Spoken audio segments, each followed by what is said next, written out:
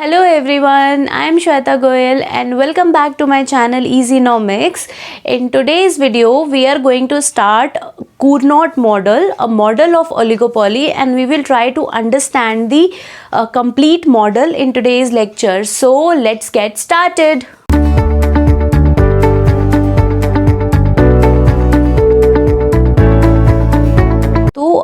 हम Cournot model को समझने की कोशिश कर रहे हैं। तो सबसे पहले हमें this is a one type of oligopoly market.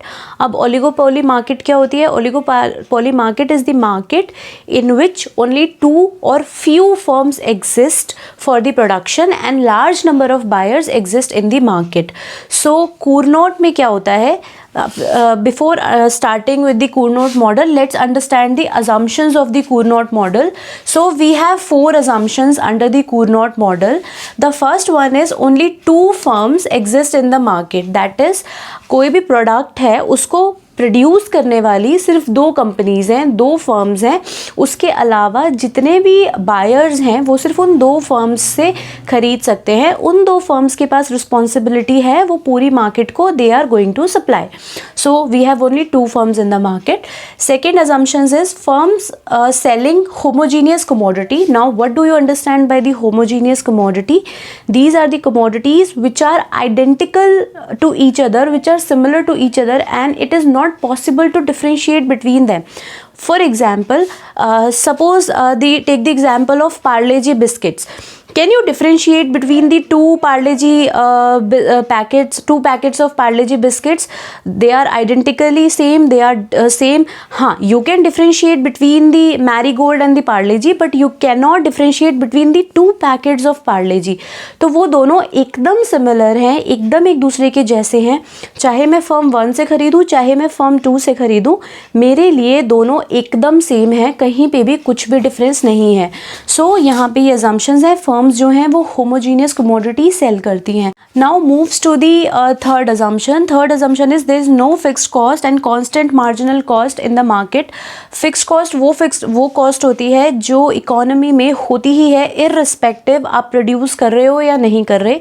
For example, if you have taken a place to produce, तो आपको उसका रेंट पे करना पड़ेगा। बट जब आप उसका रेंट पे करोगे, चाहे आप उस जगह पे प्रोड्यूस करो चाहे ना करो, तो that is considered as your fixed cost. So there is no fixed cost in the Cournot model and we have constant marginal cost. Marginal cost वो कॉस्ट होती है the cost which increases, that is change in the total cost by increasing or in producing the one more unit of that commodity. So यहाँ पे हमारे पास constant marginal cost है which shows आप जितना production बढ़ाओगे आपकी total cost एक fixed proportion से increase होती जाएगी। For example, अगर आपको एक unit produce करने की cost 2 रुपये है, 2 unit produce करने की cost 4 रुपये आएगी, फिर third unit produce करने की cost 6 रुपये आएगी। तो हर एक marginal cost जो है वो 2 है and that is same, that is fixed. The fourth and last assumption is that is firms compete by the simultaneous choice of quantity. Now this is the most important assumption that differentiate between the Cournot model and the Bertrand model of oligopoly. We have two models. In one models firms compete in quantity and the second model firms compete in price. So आज जो Cournot model है उसमें firms जो हैं वो simultaneous choice of quantity. It means दो firms हैं, दोनों सेम गुड प्रोड्यूस कर रही हैं और सिर्फ दो ही फर्म्स हैं इकोनॉमी में, और उनके बीच में कंपटीशन होता है कि किसे मार्केट का शेयर ज़्यादा मिलेगा। तो वो क्या करती हैं, वो दोनों इकट्ठे मिलके बोलती हैं कि चलो ठीक है, हम 400 यूनिट 500 यूनिट, हम वो एक यूनिट फिक्स कर लेती हैं कि हम इतनी क्वांटिटी जो है वो मार्केट में सप्लाई करेंगे, उस हिसाब से हमें प्राइस मिल जाएगा। Because firms can not set both the things in the market. So वो लोग क्या करती हैं, यहाँ पे अपना दोनों आती हैं, बोलती हैं चलो ठीक है, हमें एक दूसरे पे ट्रस्ट नहीं है क्योंकि हो सकता है वो प्राइस कम कर दे तो सारी मार्केट का उसके पास चली जाएगी। तो वो लोग बोलते हैं चलो आ जाओ, हम डील करते हैं, हम इतनी इतनी क्वांटिटी मार्केट में प्रोड्यूस करेंगे और उसके हिसाब से हमें जो प्राइस मिलेगा then we will get our share. तो यहाँ पे they compete by simultaneous choice of quantity. अगर आपको क्वेश्चन में कहीं पे भी लिखा हुआ है, मिला है कि firms are competing in simultaneous choice of quantity, it means they are asking about the Cournot model. और अगर आपको देते हैं simultaneous choice of price, it means they are asking about the Bertrand model. तो ये कूरनॉट मॉडल था। अब देखते हैं इसकी इक्वेशन के बारे में पढ़ते हैं और इस मॉडल को पूरी तरह समझने की कोशिश करते हैं विद और keeping these assumptions in your mind, because इनकी इम्प्लीकेशंस होने वाली हैं आगे के मॉडल में। तो चलिए इक्वेशन समझते हैं। तो अब मैथमेटिकल इक्वेशन की तरफ देखते हैं और कूरनॉट मॉडल को समझते हैं। So in Cournot model we have basically two equations and the whole model is dependent only on these two equations. The first one is your price and quantity relation, that is your demand curve or that is your average revenue curve of the market. So price is equals to A minus B into में quantity. Quantity is the total quantity supplied in the economy. So total quantity क्या होगी जो supplied होगी, produced by firm 1 and produced by firm 2, इतनी ही supply होगी because we have only 2 producers in the market. So Q1 reflects the output produced by firm 1 and Q2 is equals to output produced by the firm 2 and MC is equals to C reflects the constant, marginal cost is constant which we assumed earlier. So now let's calculate the profit function of both the firms.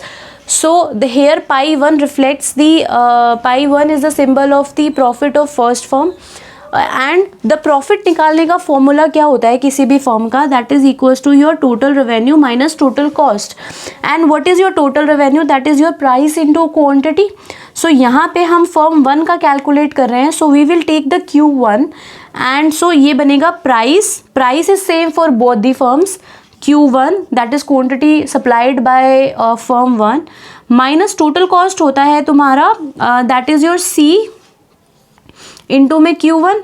C was your marginal cost, मतलब एक unit को produce करने की cost, उसको तुम total जितने भी तुमने यूनिट प्रोड्यूस करी उससे मल्टीप्लाई कर दोगे तो तुम क्या मिल जाएगी टोटल कॉस्ट. ना इसको फर्दर एक्सपैंड करते हैं. यहाँ पे we can write P is equals to A minus B Q1 plus Q2. We can write it here कि ये वाली इक्वेशन बन सकती है. सो जब ये वाली इक्वेशन बनेगी तो हम यहाँ पे Q1 ही रखेंगे माइनस C इंटू में Q1. यहाँ पे प्राइस की जगह ये वाली वैल्यू रख देंगे तो ये आएगा A minus B Q1 plus Q2 into में Q1 माइनस C इंटू में Q1. जब हम इसको मल्टीप्लाई करेंगे तो ये आएगा A इंटू में Q1 माइनस B इंटू में Q1 का स्क्वायर और minus B Q1 and Q2. इसको मल्टीप्लाई करने पे ये आएगा and then C dot Q1.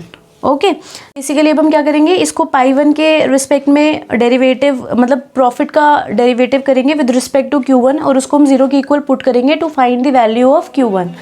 तो इस केस में बेसिकली हमें क्या करना पड़ेगा, सबसे पहले जब हम इस फंक्शन का डेरिवेटिव करेंगे विद रिस्पेक्ट टू Q1 तो हमें क्या मिलेगा, यहाँ पे हमें मिलेगा A minus 2B Q1 minus B Q2 and minus C. तो हमें ये मिलेगा. अब हमें यहाँ इसको हमने क्या करा 0 के इक्वल पुट कर दिया. तो अब हमें Q1 की वैल्यू चाहिए तो हम Q1 को इस तरफ रखे, मतलब इस वाली टर्म को उस तरफ ले जाएंगे, बाकी सबको इधर ही रहने देंगे. तो हमारा इस तरफ बचेगा A minus C minus B Q2 is equals to 2B Q1. और जब हम Q1 की वैल्यू निकालेंगे तो what we will get A minus C by 2B minus B Q2 divided by 2B. So this will be cancel out. तो Q1 की value आ जाएगी A minus C by 2B minus Q2 by 2.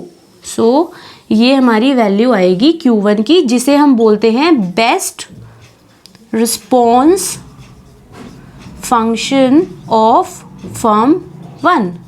ठीक है, तो ये हमारा आ गया best response function of firm 1. अब हम क्या करेंगे, सिमिलरली हमारा ये प्रॉफिट फंक्शन होगा फर्म 2 का. बस हमने यहाँ पे क्या करा, जहाँ जहाँ हमने Q1 रखा था वहाँ पे हमने Q2 रख दिया. और टोटल कॉस्ट में भी हम क्या करेंगे, टोटल कॉस्ट हो गया C डॉट Q2 कर देंगे हम यहाँ पे. That is the only difference. अब इस डिफरेंस के बाद ये चीज़ यहाँ पे ख़त्म हो गई. तो इससे by doing the same procedure यहाँ पे हम P की वैल्यू रखेंगे, फिर उसको हम डिफरेंशिएट करेंगे विद रिस्पेक्ट टू Q2 और हम best response function of firm second calculate करेंगे. उसको कैलकुलेट करने के बाद भी हमारी सेम वैल्यू आएगी, बस उसमें Q1 की जगह Q2 आएगा. तो Q2 की वैल्यू आएगी A minus C divided by 2b minus Q1/2। सो ये हमारा सेकेंड फॉर्म का बेस्ट रिस्पॉन्स फंक्शन आएगा। सो ये दोनों बेस्ट रिस्पॉन्स फंक्शन हो गए। अब अगर तुम्हें कूरनॉट मॉडल में तुम्हें कोई इक्वेशन दे दी जाती है और तुमसे पेपर में बोला जाता है कि तुम इसे मैथमेटिकली सॉल्व करो या वैल्यू निकालो, फॉर एग्जांपल उन्होंने तुम्हें दे दिया P इज इक्वल्स टू दे दिया सपोज तुम्हें 3 - 2Q, ठीक है, और Q दे दिया Q1 + Q2, तो और MC की वैल्यू दे दी मान लो 5, ठीक है। तो ये दो इक्वेशन दे दी, तो तुम्हें इनसे बोला है बेस्ट रिस्पॉन्स फंक्शन निकालना है, तो तुम क्या करोगे, सीधा यहाँ A, C, 2B की वैल्यू डाल के and you are able to find out the Q1 and Q2। यहाँ पे आपके पास दो इक्वेशन आ जाएंगी, then you can solve them. तो ये हमारा बेस्ट रिस्पॉन्स फंक्शन था। अब हमारा लास्ट स्टेप बचा है कूरनॉट मॉडल में, to plot these two best response function on the diagram. So let's do that also. We are left with the last part of the model, that is the diagrammatic part. So we got these two best response function for the two firms, firm 1 and firm 2. Now we will plot this on the diagram.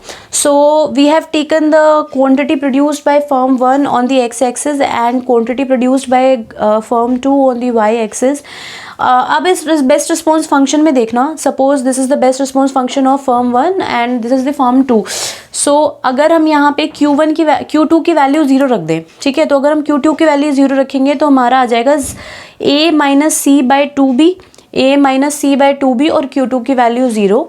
और अगर हम यहाँ पे Q1, यहाँ पे ये Q1 is equals to था ना, और अगर हम यहाँ पे Q1 की वैल्यू 0 रख देंगे तो हमारे पास बनेगा A - C/b एंड 0। तो ये हमारा best response function of firm 1 and this is our best response function of form 2।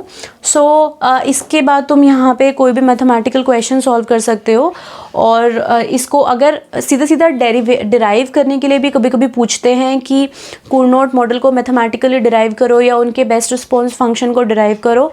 So I have shown you the formula, complete derivation, you can use it. This is the topic under paper 1 of economics optional, and this topic will come under the types of market that is mentioned in paper 1 microeconomics section. So ये वहाँ का था।